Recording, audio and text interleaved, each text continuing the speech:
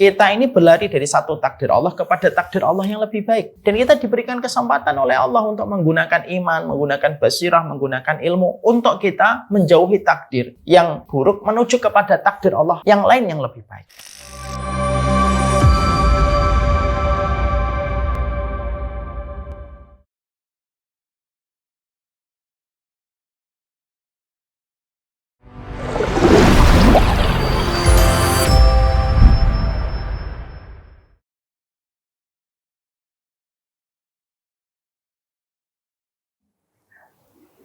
Yang pertama, Ibu yang semoga Allah rahmati, boleh nggak kita mendoakan keburukan bagi orang yang mendolimi kita dengan kita mendoakan buruk untuknya? Sebenarnya kita tentunya harus paham terhadap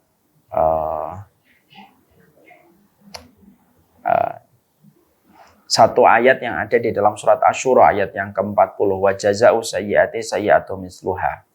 Balasan atas setiap keburukan itu adalah keburukan. Balasan atas setiap keburukan itu adalah keburukan yang sejenisnya. Orang ketika mereka didolimi, maka sesungguhnya dia punya 3 pilihan. Satu, membalas dengan yang semisal atau yang setimpal. Yang kedua, memaafkan tetapi tidak bisa berbuat baik kepadanya. Atau memaafkan dan malah berbuat baik kepadanya setelah kita didolimi. Maka ini 3 pilihan. Maka tentunya bahwasanya ketika setiap manusia diberikan pilihan ini, maka boleh memilih. Walaupun sebaik-baik pilihan itu adalah ya tetap memaafkan dan berbuat baik setelahnya. Ada enggak riwayat yang menerangkan tentang mendoakan orang itu buruk? Ada. Kita mendapati sebuah kisah nyata. Bagaimana seorang Sa'ad bin Abi Waqqas. Sa'ad bin Abi Waqqas ini merupakan salah satu di antara orang yang selalu mustajab doanya. Itu Sa'ad bin Abi Waqqas. Sa'ad bin Abi Waqqas radhiyallahu anhu, maka beliau pernah difitnah dengan seseorang yang bernama Qatadah. Ya. Beliau difitnah dengan seseorang yang bernama Qatadah. Maka ketika beliau difitnah dengan berbagai macam penilaian dan sifat yang tidak dimiliki oleh Sa'ad bin Abi Waqqas, maka Sa'ad bin Abi Waqqas berdoa, ya Allah, kalaulah Qatadah ini memfitnah saya disebabkan hanya karena ingin mendapatkan kedudukan di mata manusia, maka berilah balasan untuknya ya Allah dengan 3 perkara. 1, panjangkan umurnya.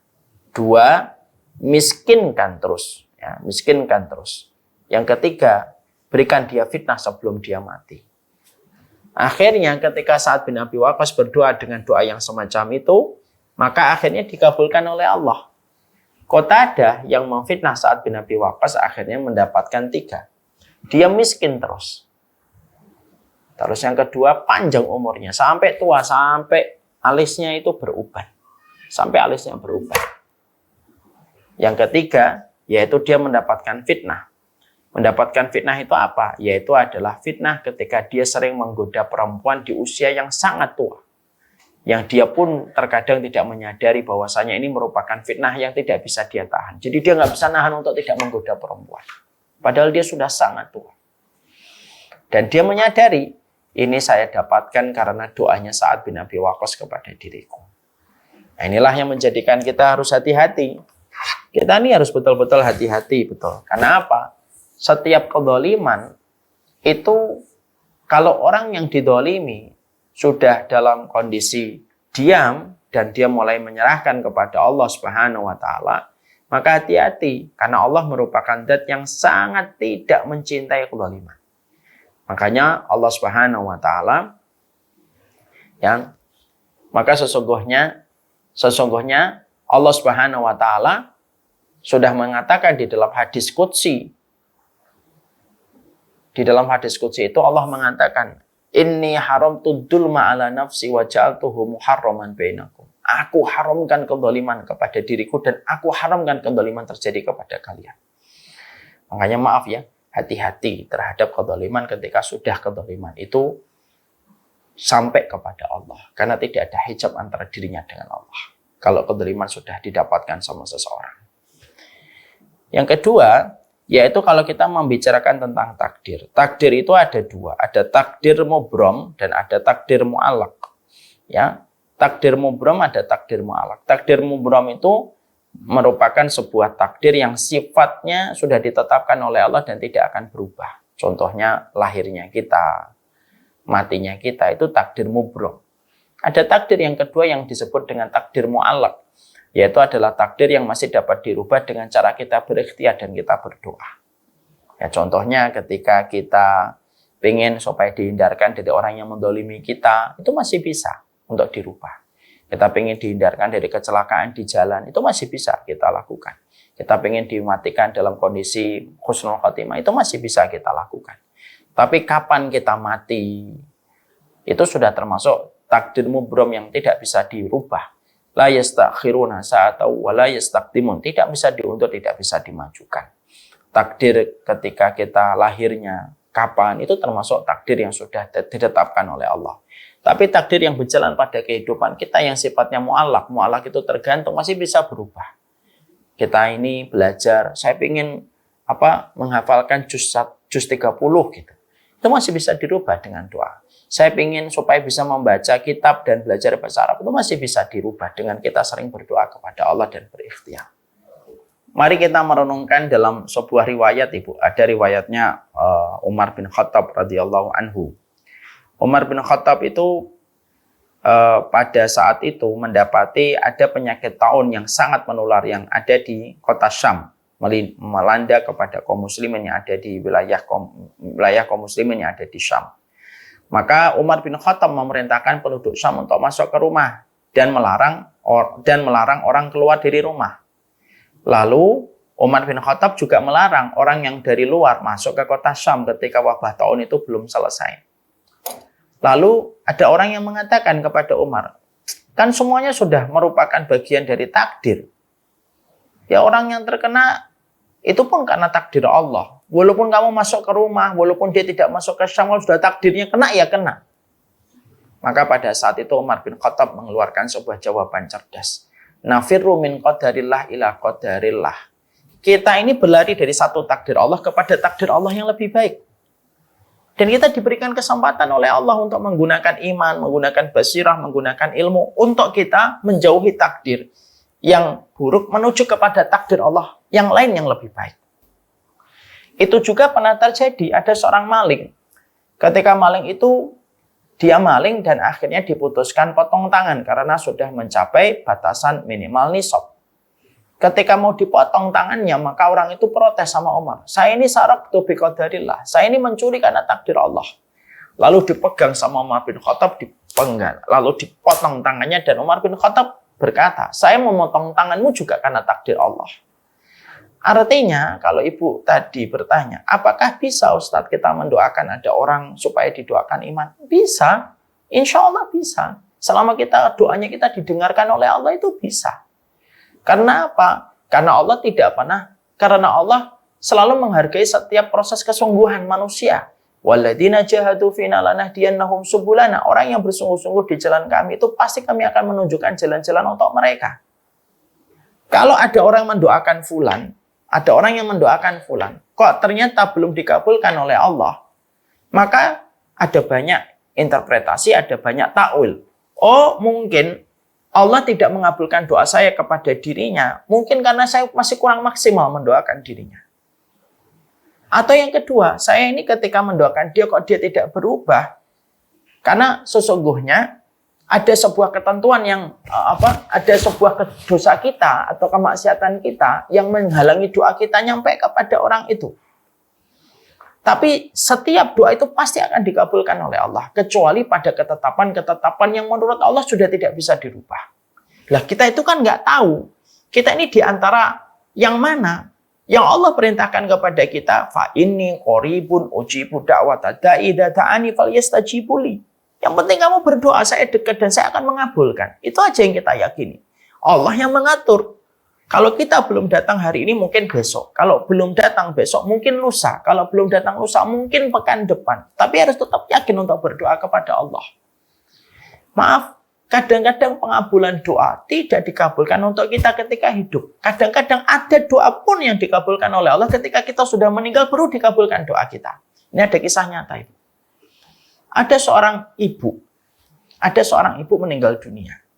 Meninggal dunia beberapa tahun yang lalu. Lalu anaknya itu berubah luar biasa. Anaknya itu penuh tato di tubuhnya. Ketika saya ketemu dengan anaknya, ngobrol dengan anaknya, saya ngomong, apa yang menjadikan antum tobat? Iya Ustadz, ibu saya. Ibu saya itu ketika hidup selalu ngasih wejangan, tausiah untuk saya, perkataan-perkataan bernas untuk saya supaya saya tobat. Tapi tidak ada satupun kalimat-kalimat ibu itu yang nyampe ke hati saya. Dan saya asik dengan semua hobi-hobi saya. Dan saya tahu ibu itu selalu mendoakan saya. Karena saya tahu ibu saya itu selalu tahajud tiap malam. Walaupun saya tidak pernah tahajud, Ustaz. Tepat ketika saya mendengar beliau meninggal dunia, maka saya ketakutan, sedih, bercampur aduk jadi satu. Saya memakamkan ibu saya. Setelah sehari saya memakamkan ibu saya berpikir keras gitu, apa yang akan menjadi, apalagi hidup saya ini. Karena seorang anak itu, kalau sudah nggak ada ibunya kan kadang-kadang kita merasa kayak, apalagi yang harus kita lakukan itu. Akhirnya dia memperbaiki hidupnya. Yang menarik dari kisah nyata ini apa? Ibu itu berdoa sepanjang malam dalam tahajudnya. Dan anaknya sendiri yang menjadi saksi. Ketika memberikan testimoni, ibu saya itu mendoakan saya tiap malam dalam tahajud. Karena saya tahu ibu saya tahajud, karena saya pulangnya malam terus. Tapi ternyata ibu itu ketika mendoakan anaknya, kapan dikabulkan oleh Allah? Justru dia tidak melihat anaknya berubah. Dia meninggal dulu, baru tumbuh tunas ini. Kita tidak pernah tahu kapan akan dikabulkan oleh Allah. Dan kita juga tidak tahu pasti mana yang bisa berubah dan tidak bisa berubah. Tapi Allah memberikan kesempatan. Berdoa saja kamu.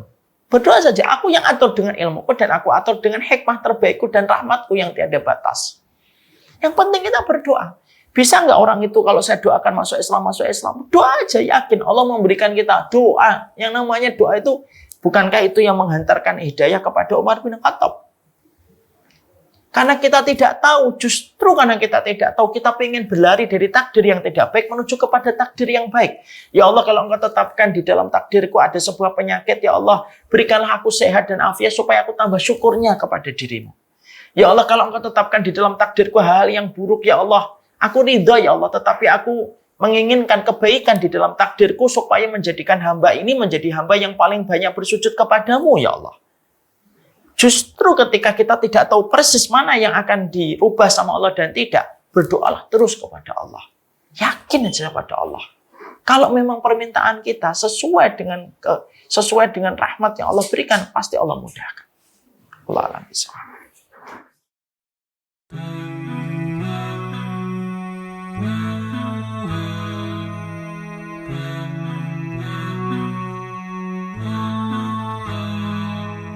We never knew a love like this before. When you leave it in Allah's plan, He can take you to places you never know. So we leave it all in His hands. He brought me light when I couldn't see, and my deen was incomplete. But that all changed when I met you to complete half my deed. Barakallah, it's all from above, from the moments that we share.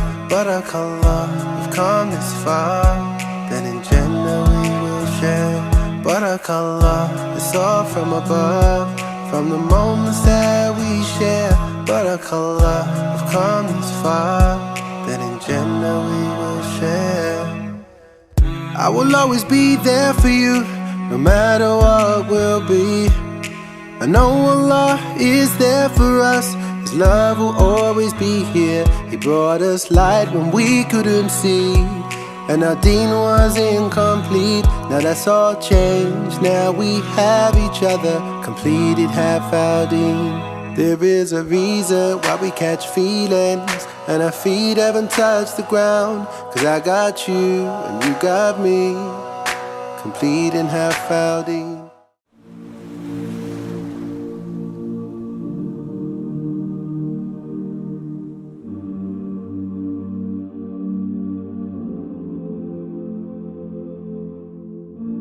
I've been holding for so long, scared I might slip away.